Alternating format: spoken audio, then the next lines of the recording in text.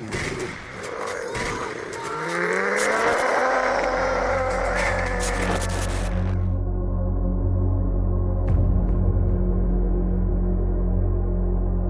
sitting in a hospital bed right now, staring at where my left arm used to be. They had to take it off below the elbow 3 weeks ago. The doctors keep asking me what happened, and I keep telling them it was a hunting accident. That's technically true, I guess. We were hunting. But what we found up in those Idaho mountains wasn't any bear. The stump still hurts. Phantom pain, they call it. My brain keeps sending signals to fingers that aren't there anymore. Sometimes I wake up in the middle of the night trying to flex a hand that doesn't exist. The nurses are kind about it. They've seen worse, they tell me. They haven't seen what I saw. My buddy in the next wing over still hasn't said a word since they brought us in. Just stares at the wall.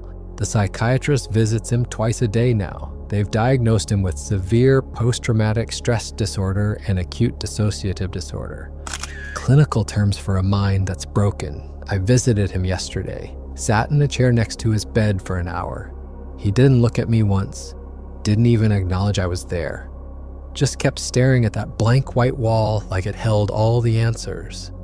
Our third friend never made it out of those woods. Search teams looked for 2 weeks before they gave up. They told his family it was a bear attack. I didn't correct them. What would be the point? They wouldn't believe the truth anyway. Nobody does. The search coordinator showed me photos of what they found. Just his torn backpack and one boot. No body, no remains, just vanished into that mountain like he never existed. I need to write this down while I still remember it clearly, before my mind starts playing tricks on me and I convince myself it was just a bear, because it wasn't. What killed our friend and took my arm wasn't anything that's supposed to exist. The insurance company wants a detailed statement. The police closed their investigation, but the family wants answers. And I owe it to my friend to tell what really happened up there. It started with a phone call on a Tuesday morning. I was drinking coffee on my porch when my cell rang. Unknown number, Idaho area code. I almost didn't answer, almost let it go to voicemail. I think about that sometimes, how different things would be if I just ignored that call. The voice on the other end was rough, older, said his name didn't matter, but he was a farmer up near the Sawtooth Range. He had a problem. Something had been killing his livestock for the past 2 months. Started with chickens back in late summer. He'd lost maybe a dozen before he even realized something was wrong.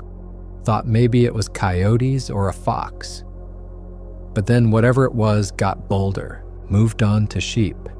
He lost 3 in one night, found them in the morning torn apart in their pen.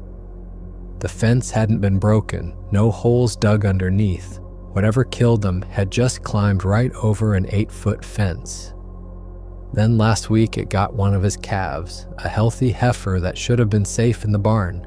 Found her in the morning, dragged halfway across the pasture, dead, neck broken. 3 nights before he called me, it killed his horse, a big quarter-horse gelding named Duke. 15 hands high, probably 1,200 pounds. Whatever got it was strong enough to break that animal's neck and drag it 200 yards into the tree line. The farmer's voice cracked when he told me about the horse. Said he'd had Duke for 16 years. I asked him why he didn't call animal control. He was quiet for a long moment. I could hear him breathing on the other end. Heavy breaths like he was choosing his words carefully. Then he said he already had. They came out 2 weeks ago, looked around, said it was probably a black bear, set some traps, professional leg hold traps that could catch and hold a 600-pound bear. The traps were torn apart the next night. Not sprung, torn apart, ripped into pieces and scattered across his property. Heavy steel traps weighing 40 pounds each. Destroyed like they were made of cardboard. The horse died the night after that. He offered good money, $500 a day for each of us, plus another $2,000 if we actually dealt with whatever was doing this. For 3 hunters who usually work construction in the off-season, that was hard to turn down. The hunting season had been slow that year. Money was tight. I told him I'd talk to my buddies and call him back within the hour. I called them both right away. We had been hunting together for almost 15 years, met in high school and stayed close. Done everything from deer to elk to the occasional mountain lion when the permits allowed. We'd taken down a black bear once, years ago, when one got into campsites up near Glacier. A problem bear didn't sound like anything we couldn't handle. They were both interested, both needed the money. I called the farmer back 40 minutes later and told him we'd be there by Thursday evening. He gave me the address and coordinates, said he'd have a place for us to set up camp near his property line, told me to bring plenty of ammunition. That stuck with me. The way he said it, not like advice, like a warning. His voice still had that strange quality to it, like he was scared but trying to hide it, like he knew something he wasn't telling us. I asked him if there was anything else we should know, any other details that might help. He was quiet again. Then he said the attacks always came from the north, from the ridge near the old forest, said we'd know it when we saw it, told us to be careful up there. Then he hung up. I sat there holding the phone for a minute. Something about the whole conversation felt wrong. But the money was good, and we needed it, so I pushed the feeling aside. We spent Wednesday getting our gear together. All three of us had good rifles. I had a Winchester Model 70 in .300 Win Mag, good for anything from deer to elk to bear. My older buddy had a Remington 700 in .30-06, classic hunting rifle. My younger buddy preferred his Savage 110 in .308. All three of us had been shooting these rifles for years, knew them inside and out. We packed plenty of ammunition, 100 rounds each, more than we'd ever need for a bear hunt, but the farmer's warning was stuck in my head. We brought our camping equipment, 3-man tent, sleeping bags rated for below freezing, portable stove, enough food for a week, mostly canned goods and dried meat, first aid supplies, emergency blanket, flares, standard backcountry stuff. We even joked about who would get the kill shot. My older buddy bet $20 it would be him, said his .30-06 had better stopping power at range. My younger buddy said it didn't matter because he'd see it first. I told them they were both wrong. Looking back now, that conversation makes me sick. How casual we were, how confident, like we were just going after another deer. Thursday morning, we loaded up my truck, Ford F-250 with a camper shell, good vehicle for rough terrain. We threw all our gear in the back and headed out around 7. It's about a 6-hour drive from where we live in Montana to that part of Idaho. We took turns driving, stopped once for gas and coffee. The weather was clear, temperature dropping as we got closer to the mountains. The roads got worse the further we went. The highway was fine, but once we turned off onto the county roads, it deteriorated fast. Pavement gave way to gravel. Gravel gave way to dirt.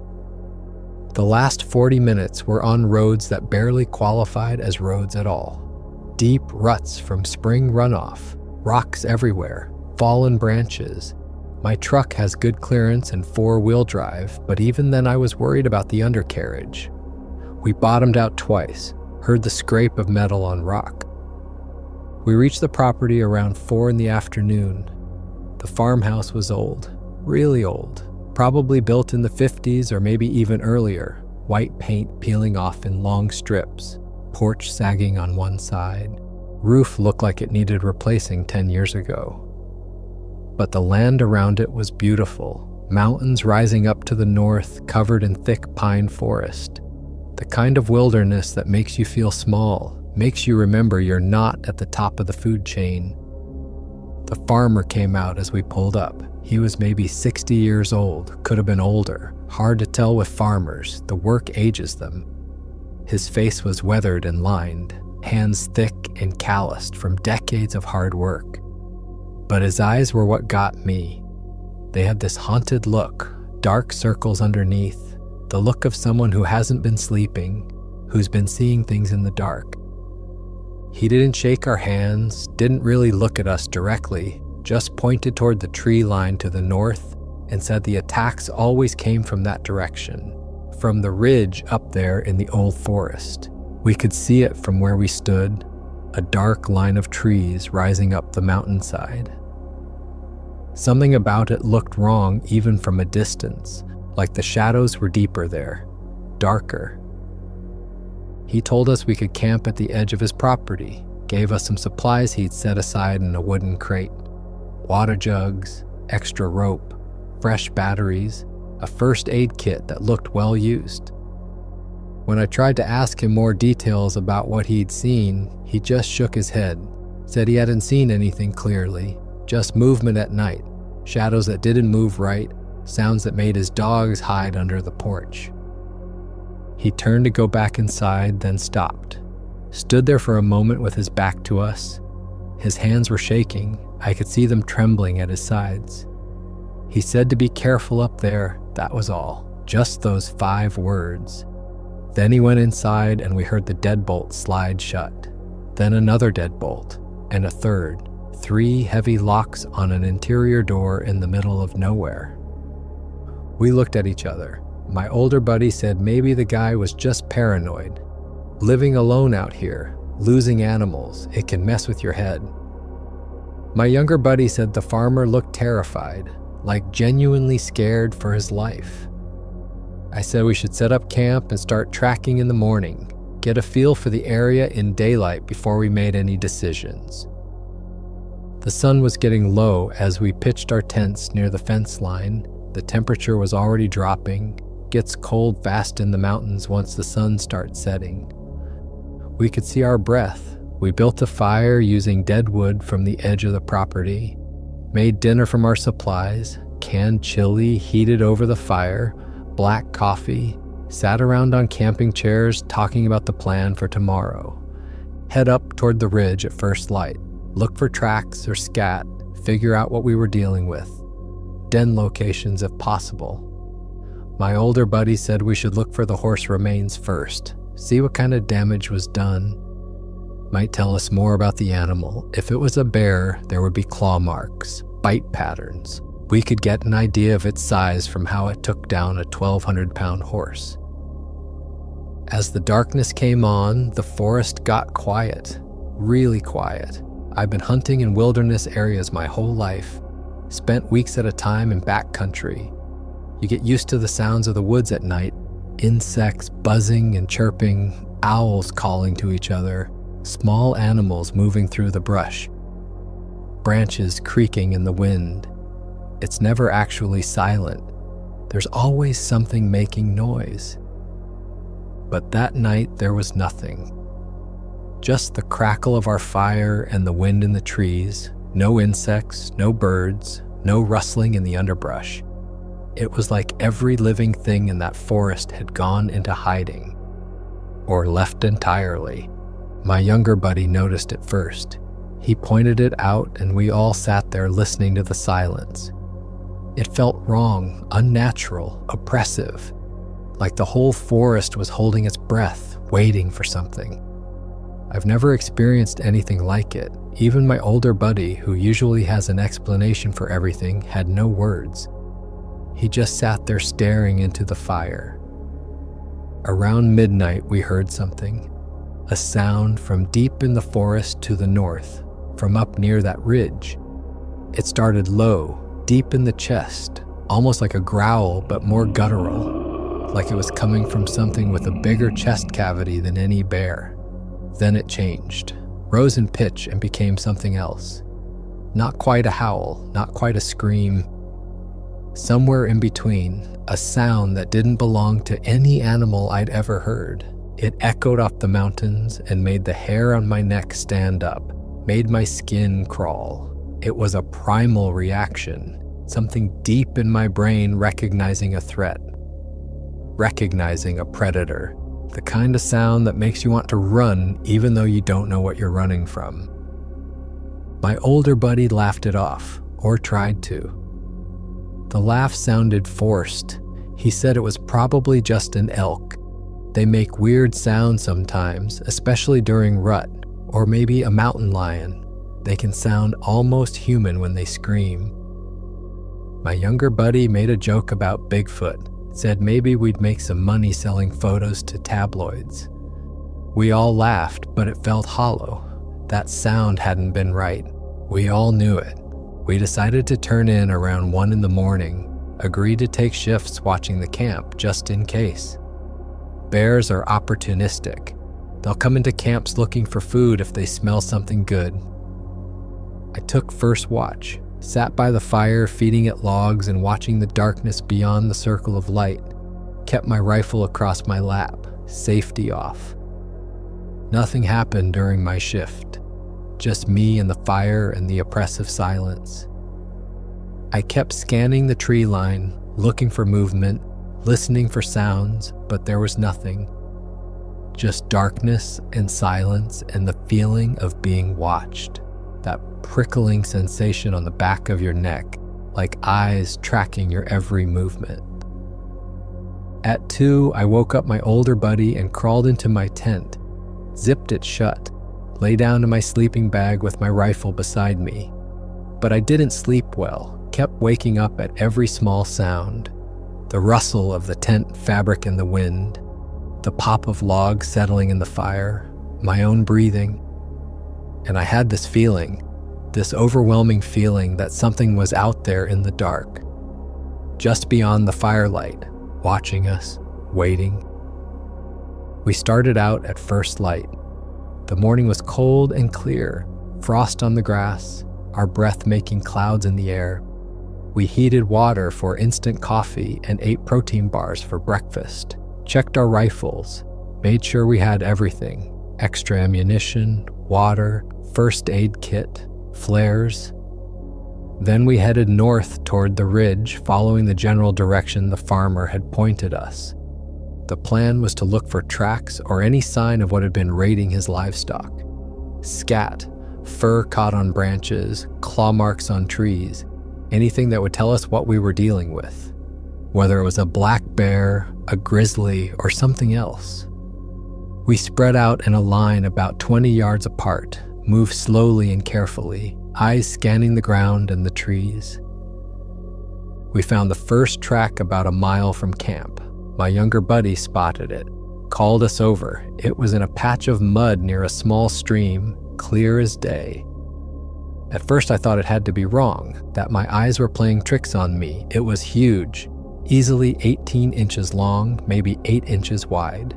The shape was almost human, not like a bear at all. 5 toes with clear impressions. You could see each individual toe, a heel, an arch. But the size was impossible. Adult human footprints are maybe 12 inches long. This was half again as large. My younger buddy knelt down next to it and put his boot beside the track for scale. His size 11 boot looked small next to it. He said this had to be wrong, had to be some kind of optical illusion. My older buddy said it must be a distorted print, maybe a bear track that got stretched out when the mud dried. Or 2 prints overlapping, that made sense. Bears have tracks that can look almost human sometimes, the way their paws spread out. We convinced ourselves that was the explanation. Didn't want to consider alternatives. We took photos with our phones, measured it with a stick, then kept moving. The forest got thicker as we climbed. The pines were old growth, massive trunks 3 or 4 feet across. Branches starting 30 feet up. They blocked out most of the sunlight even though it was morning. The temperature dropped even though we were working up a sweat from the climb. Our breath came harder. The altitude was getting to us. We found more signs of something large moving through the area, broken branches hanging down at weird angles. Some of them were thick, 2 or 3 inches in diameter, snapped clean through. Not bent or weathered, broken recently, fresh wood showing in the breaks.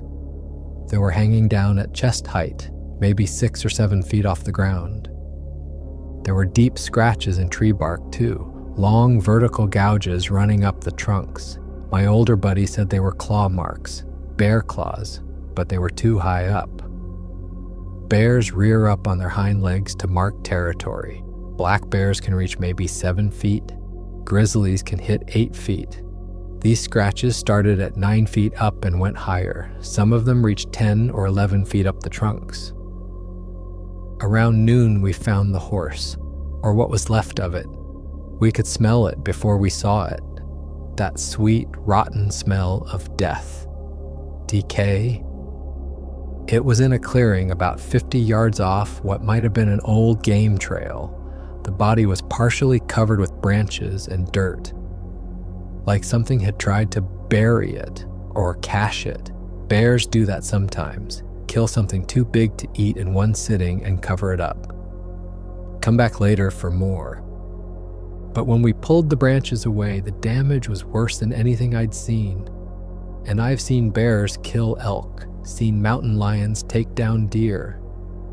This was different, more violent. The horse's ribs were cracked open, broken outward like something had just reached in and pulled. The sternum was shattered. The head was twisted at an angle that made my stomach turn. Neck broken so badly the head was nearly backwards. My younger buddy threw up, just turned away and vomited into the bushes. My older buddy and I stood there looking at the carcass. He said this was not normal bear behavior, the violence of it, the strength required. A 1,200-pound horse killed and broken apart like it was made of paper. The neck twisted with enough force to snap vertebrae like twigs. We found drag marks leading away from the clearing, deep furrows in the dirt.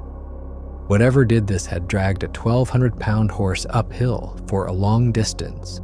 We could see where the body had been pulled through the undergrowth, broken saplings, flattened grass, a trail of blood. The drag marks headed further up the mountain toward the ridge, toward that dark line of forest we'd seen from the farmhouse. We followed the trail. None of us said it out loud, but I think we all knew something was wrong. This wasn't normal predator behavior, the excessive violence, the strength required, the way the body had been cached but not eaten. Most of the meat was still on the bones. Whatever killed it hadn't been hungry, hadn't killed for food. It killed because it could. The higher we climbed, the stranger things got. The forest changed. The trees had these marks on them, long scratches running vertically up the trunks, way higher than any bear could reach. Some of them were 8 or 9 feet off the ground. We found another track in some soft dirt. This one was perfect, clear as day. My older buddy knelt down next to it and put his hand inside for scale. The track dwarfed his hand. 5 distinct toes, a heel, an arch, like a human footprint but massive. There was no way to explain it away this time. Nobody said anything for a long minute. Then my younger buddy said maybe we should head back, call it into wildlife services or something, let professionals handle it. But my older buddy said we were already this far, and besides, what were we going to tell them? That we found a big footprint? We kept moving, started seeing other weird things, branches that had been broken and woven together between trees, not like natural deadfall, more deliberate, almost like crude structures or markers. The silence continued. No birds, no squirrels, nothing. In the early afternoon, we came to a clearing. In the center were these large stones arranged in a rough circle. They were too big to have been moved by hand, would have taken several people or equipment. But there was no equipment up here, no roads anywhere near this part of the mountain. Inside the circle of stones were bones, lots of them, deer bones, elk bones, smaller animals too. All picked clean. Some looked old, bleached white by weather and time. Others were newer. The whole clearing smelled of decay. My younger buddy said again that we should turn back, that this was getting too weird. I almost agreed with him. But my older buddy pointed out that the sun would be setting in a few hours. We couldn't make it back to camp before dark. And I didn't like the idea of being caught in these woods at night without knowing what we were dealing with. So we pressed on, following the drag marks that continued north toward the ridge. We reached the ridge face around 4 in the afternoon. The light was already getting that golden quality it gets before sunset in the mountains. Long shadows stretching across the ground, the air temperature dropping fast. And that's when we saw it, a cave opening in the rock face, a dark mouth in the gray stone. Not huge, maybe 8 feet high and 6 feet wide at the opening, but big enough, more than big enough. The smell hit us from 20 feet away, a mixture of rot and something else, something musky and wild and animal, like a zoo smell but worse. More concentrated, more primal. It was the smell of a predator's den, of old kills and bones and death. My eyes started watering from it. My younger buddy put his hand over his nose and mouth. The drag marks led right to the entrance, disappeared into that darkness. There were more bones scattered around the opening. Some looked fresh, deer ribs with dried meat still clinging to them. A skull that might have been elk, smaller bones too, lots of them. Others had been there for years, bleached white by sun and weather, scattered across the rocky ground like fallen leaves. Some were cracked open, the marrow sucked out. The trees around the cave were dead, all of them, 10 or 12 pines in a rough circle around the entrance. Bark stripped off in long sheets, branches broken and hanging. Some of the trunks had the same deep scratches, claw marks or whatever they were, running up and down, crisscrossing, like the trees had been attacked, deliberately killed. We stood there looking at that dark entrance. None of us wanted to say it, but we all knew this was its den. Whatever had been killing the farmer's livestock lived in there, made its home in that darkness. We could see fresh tracks in the dirt near the entrance, the same massive footprints we'd been following, going in and out, recent, maybe from this morning, maybe from last night. We should have waited until morning, should have marked the location and gone back to camp, come back with better preparation, more ammunition, maybe even called for backup.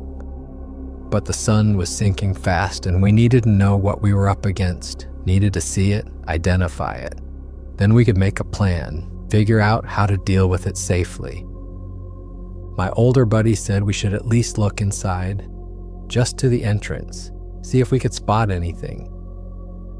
My younger buddy didn't like it, but he didn't argue. We were all thinking the same thing. We'd come this far, tracked this thing for miles, found its den. To turn back now without even looking felt wrong, felt like we'd wasted the whole day. So we checked our rifles, made sure we each had a round in the chamber, safeties off. We turned on our flashlights, heavy-duty mag lights that we'd brought for night hunting, good beams. We tested them, made sure the batteries were strong. Then we approached the cave entrance, moving slowly, carefully, rifles raised and ready. The cave was bigger than it looked from outside, much bigger. The ceiling rose up into darkness beyond our flashlight beams, lost in shadows.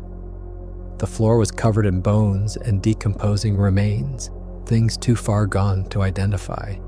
Just piles of organic matter in various states of decay. The smell was overwhelming, that rot smell mixed with something else, something animal and rank. I had to breathe through my mouth to keep from gagging. We moved slowly, step by careful step, keeping our lights sweeping back and forth, watching for movement, listening for sounds. The cave went back into the mountain, deeper than we expected. The walls were rough stone, natural formation, no sign of human tools or work. This cave had been here for thousands of years, maybe longer. The walls had these strange markings on them, scratches in the stone, not quite random, not quite deliberate art, something in between, lines and gouges that almost looked like they meant something, like crude writing or symbols. But nothing I recognized, nothing that made sense. They covered large sections of the rock. Some looked old, weathered, others looked newer, fresh stone showing through. The cave went back further than I expected. We walked for maybe 2 minutes, maybe longer, hard to tell time in that darkness, going deeper into the mountain. The passage narrowed in places, then opened up again. We had to duck under low sections, step over piles of bones. The floor was uneven, rocky, easy to trip if you weren't careful. Then my older buddy's light caught something ahead. He stopped. We all stopped, froze in place. There was a clearing in the cave floor, an open space maybe 15 feet across. And in that space was a nest of some kind. Branches and leaves piled up into a massive bed. It was easily 8 feet across, maybe more. The branches were thick, some as big around as my arm, all woven together, layered with pine needles and leaves, creating a crude mattress. Around the nest were more bones, skulls arranged in a pattern, not scattered randomly like the ones at the entrance. These were placed deliberately: deer skulls, elk skulls, smaller animals. Some I couldn't identify in the dim light. They formed a rough circle around the nest, like decorations or trophies or something else, something we didn't understand. My younger buddy whispered that we should leave, right now. This wasn't a normal animal den. This showed intelligence, planning, organization. Whatever lived here wasn't just an animal, it was something else. Something that arranged bones in patterns and made beds from branches. Something that marked its walls and cached its kills. That's when we heard it, a sound from deeper in the cave, beyond the range of our lights, beyond the nest, in the darkness that our beams couldn't reach. A low breathing, heavy and slow, like something large taking deep breaths, in and out, in and out. The sound echoing off the cave walls, getting louder or closer, or both. My blood went cold, every muscle in my body tensed. My finger found the trigger of my rifle. The breathing continued, steady, patient. Like whatever was making that sound knew we were there, had known since we entered the cave, was just waiting, watching us from the darkness. We froze, all 3 flashlight beams pointing into the darkness ahead. The breathing continued, then we heard movement, something large shifting position, footsteps, heavy footsteps moving toward us. My older buddy said we should get out, right now. We started backing toward the entrance, slowly, trying not to make sudden moves, but keeping our rifles raised. Then we saw the eyes. 2 points of light reflecting our flashlight beams back at us, but they were too high up. Way too high, maybe 7 feet off the ground. And they were the wrong color, not the yellow-green of a bear or mountain lion. Something amber, almost orange. The thing made a sound, a grunt that turned into a roar. The acoustics of the cave made it deafening. We broke and ran, just turned and sprinted back toward the entrance. I could hear it coming after us, heavy footfalls echoing, moving fast. I was in front, my younger buddy was behind me. My older buddy was bringing up the rear. We could see the cave entrance ahead. The fading daylight looked beautiful. Safety was right there. Then I heard my older buddy scream. I spun around just as something massive came into the beam of my flashlight. It charged out of the darkness like a freight train. I got a clear look at it for maybe 2 seconds. But those 2 seconds are burned into my brain forever. It stood at least 8 feet tall, maybe more. The body was covered in dark matted fur, brown or black, hard to tell in the flashlight. The shoulders were impossibly wide. The arms were long and muscular. But the face, God, the face. It was flat like a human face, but wrong. The brow was heavy and protruding. The eyes were deep set. The mouth was wide. When it roared, I saw teeth, large and yellow. We opened fire, all 3 of us. The sound of gunfire in that enclosed space was incredible. I saw the bullets hit it, saw the impacts on its body, but it barely slowed down, just kept coming. It swung one massive arm and caught my older buddy across the chest. The impact lifted him off his feet and sent him flying into the cave wall. I heard the crack when he hit, heard the air explode out of his lungs. My younger buddy and I ran for the entrance. We could hear the creature behind us, its roar echoing. We burst out of the cave into the fading light, kept running, but then we heard our older buddy scream. Actually scream, the sound of pure terror and pain. We stopped, turned around. He was crawling toward the entrance, blood on his face. The creature appeared behind him in the cave opening. Standing in the shadows just inside, its eyes reflected the last of the daylight. Our buddy reached out toward us, begging for help. The creature reached down and grabbed his leg, grabbed it with one massive hand and dragged him back into the darkness. He screamed, clawed at the ground, leaving marks in the dirt. Then he was gone, pulled back into that cave. We stood there, frozen, hearing the sounds from inside. The screaming stopped after maybe 10 seconds. Then we heard something worse, a crunching sound, breaking bones. The creature appeared in the entrance again, just standing there, looking at us, daring us to come back in. We started backing away, then we turned and ran. We ran blindly down the mountain. The sun was setting and the forest was getting dark fast. We could hear crashing behind us. The creature was following, pursuing us through the trees. It was fast, faster than anything that size had any right to be. We could hear it getting closer, trees splintering as it crashed through, that grunting roar echoing through the forest. My younger buddy was ahead of me. We were running downhill as fast as we could, not following any path, just trying to put distance between us and that thing. Then he hit a steep section. His foot slipped, he went down hard, started sliding down a slope. I tried to stop, but my momentum carried me over the edge. I slid after him, bouncing off rocks and roots, branches whipping my face. We tumbled maybe 30 feet before we hit the bottom, crashed into some thick brush. We lay there trying not to make a sound. Both of us were hurt. My left arm was screaming with pain. His head was bleeding.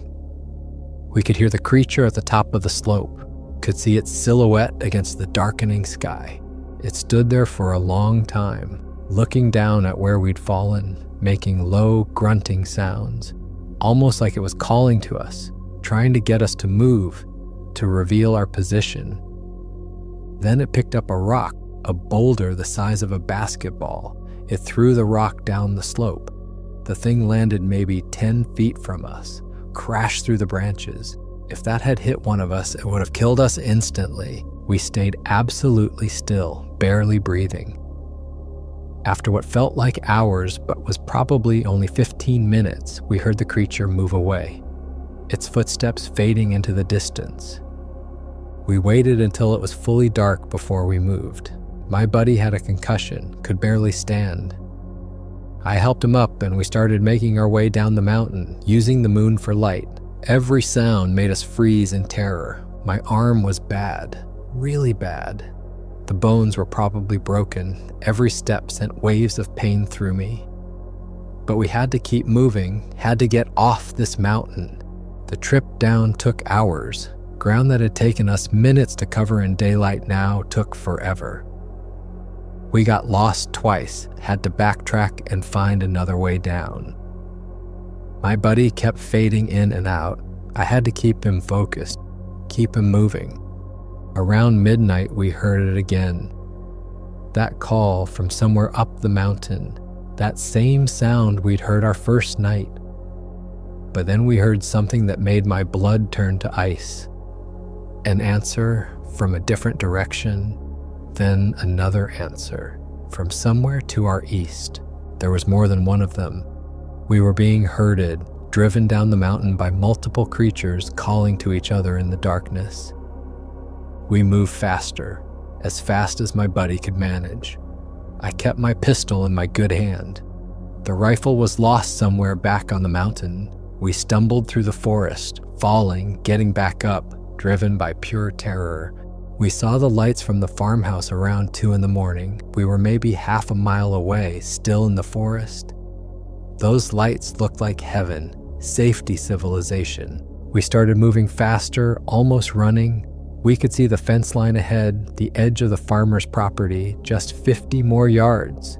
We were going to make it. Then we heard it behind us, close, too close. The sound of something large crashing through the brush. We ran. My buddy was ahead of me. I pushed him forward, told him to go, to not stop. We were 20 yards from the fence when it caught us. I heard my buddy scream, turned around. The creature had him, had lifted him off the ground with both hands, holding him up like he weighed nothing. I raised my pistol and fired, emptied the magazine into its body, aiming for the head. One of the shots must have hit something vital because it made this sound, this roar of pain and rage. It dropped my buddy and grabbed at its face. I grabbed my buddy and we crawled under the fence. My arm gave out, collapsed under me. We both fell. But we were on the other side, off the mountain, on the farmer's property. The creature stood at the fence line, just stood there, watching us, blood running down his face from where I'd shot it. Its eyes reflected the light from the farmhouse. We scrambled to our feet and ran for the house. We pounded on the farmer's door, screaming for help. He opened it and his face went white when he saw us, covered in blood and dirt. Both of us injured. He pulled us inside and slammed the door, through the deadbolt. Then he moved a heavy cabinet in front of the door. He just looked at us and said quietly that he tried to warn us, that he'd tried to tell us not to go up there. He said he'd lost 2 ranch hands last year the same way, that he knew what was up on that mountain, that everyone around here knew but nobody talked about it. The creature appeared at the edge of the property. We could see it through the window, standing in the moonlight, just watching the house. The farmer told us not to look at it, to not make eye contact, to not engage. It stood there for maybe 5 minutes. Then it turned and walked back into the forest, vanished into the trees like it had never been there. The farmer grabbed his phone and called for help. Then he tended to our injuries as best he could until the paramedics arrived. The paramedics got there around 4 a.m, 2 teams. They stabilized us in the farmhouse, started IVs, gave us painkillers, wrapped my arm in a temporary splint, put a cervical collar on my buddy to protect his neck. His pupils were different sizes, a bad sign. They called for a helicopter, said we needed to get to a trauma center fast, too far to drive. The helicopter arrived 20 minutes later, landed in the farmer's pasture. The noise was incredible. Rotor wash, kicking up dust and debris. They loaded us on stretchers, strapped us down. 1 paramedic stayed with each of us. They started more IVs during the flight, pushed more drugs. My buddy was unconscious by then, out cold. The paramedic kept checking his vitals, kept talking to the pilot, using words I didn't understand. Medical terms, trauma codes. We were airlifted to a hospital in Boise, arrived just as the sun was coming up. A whole team was waiting, doctors and nurses. They wheeled us directly to the ER, split us up. My buddy went one direction, I went another. I tried to tell them about our friend, about him still being up on the mountain, but they were focused on saving us, dealing with our injuries. They'd worry about him later. They did X-rays on my arm, CT scans. The fracture was bad, compound. The bone had torn through the muscle and punctured the skin. There was dirt and debris in the wound, forest matter. They cleaned it out as best they could, put me under general anesthesia for the first surgery. When I woke up, my arm was in an external fixation device, metal rods going through the skin into the bone, holding everything in place. But infection had already set in by the time they got me on the table. The wound had been open for hours, exposed to everything on that mountain, bacteria, fungi, who knows what else. They started me on heavy antibiotics, pump me full of drugs. But it wasn't enough. The infection spread, got into the bone, into the bloodstream. They did 3 more surgeries over the next 2 days, trying to clean it out, trying to save the arm. On the 3rd day, the surgeon came in, an older man with kind eyes. He sat down next to my bed and explained the situation. The infection was too widespread, too aggressive. It was traveling up my arm, getting into my shoulder. If they didn't act fast, it would reach my chest, my heart. I'd go septic. Die from blood poisoning. There was only one option left: amputation. They took it off below the elbow 2 days later, 5 days after the attack. I was awake for the surgery, regional anesthesia. They numbed everything from the shoulder down, but I was conscious, could feel the pressure, could hear the saw, the smell of burning bone. It took maybe an hour. When they were done, my arm ended at the elbow, wrapped in bandages. Gone. My buddy was in the ICU, severe concussion, multiple fractures. They'd done emergency surgery to relieve pressure on his brain, drilled a hole in his skull to let the swelling go down. He was in a medically induced coma for the first week.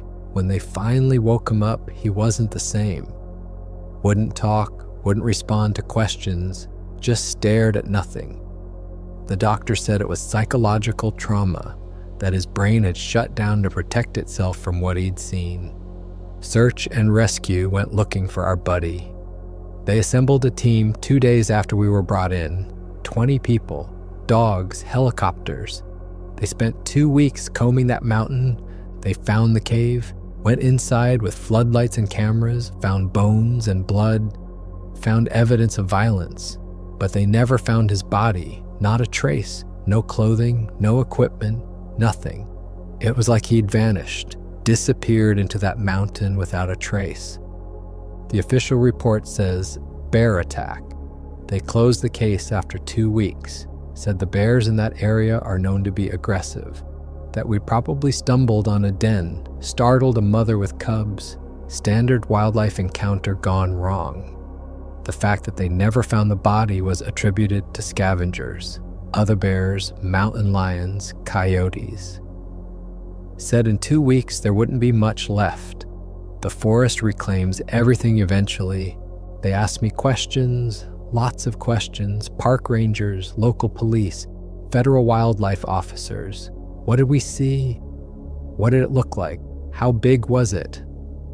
I tried to tell them the truth, described what attacked us, the size, the shape, the bipedal movement.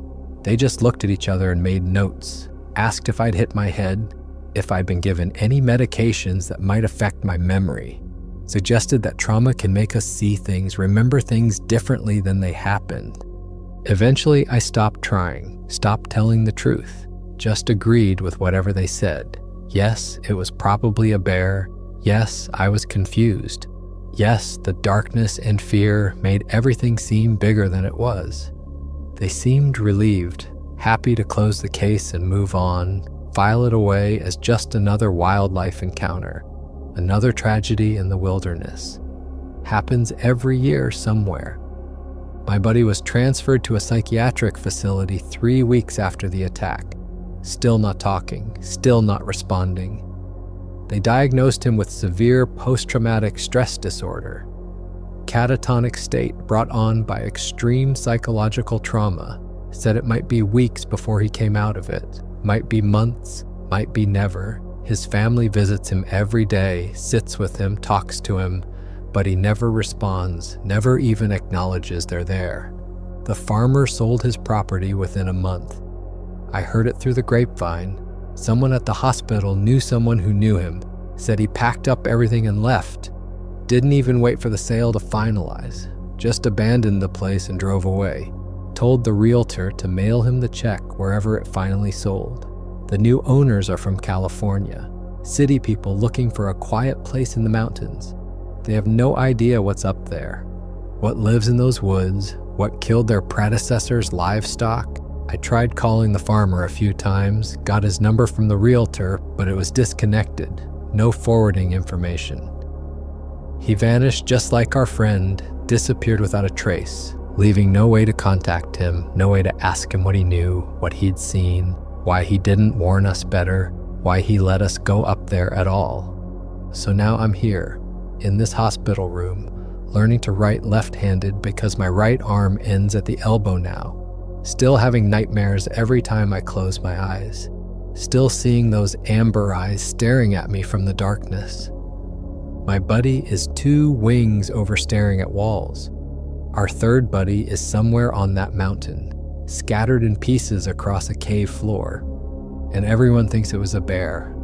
The doctors, the authorities, our families, they all think it was just a bear attack, a tragic accident, bad luck. But I know the truth. I know what's up there in those Idaho mountains. I know what walks on 2 legs and stands 8 feet tall and drags horses into caves.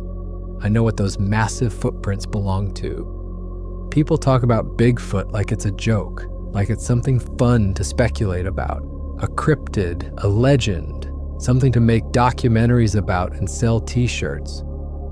But it's not a legend, it's real, and it's up there right now, probably dragging some other animal back to that cave, adding more bones to its collection. So if you ever get a call from a desperate farmer offering good money to hunt something in the mountains, if he sounds scared but won't tell you why, if he warns you about a specific area but won't explain, listen to him, turn around, go home. Because some hunts aren't worth taking, some animals shouldn't be found, and some things hunting in the mountains aren't bears at all. There's something much worse. For more interesting stories, check this out.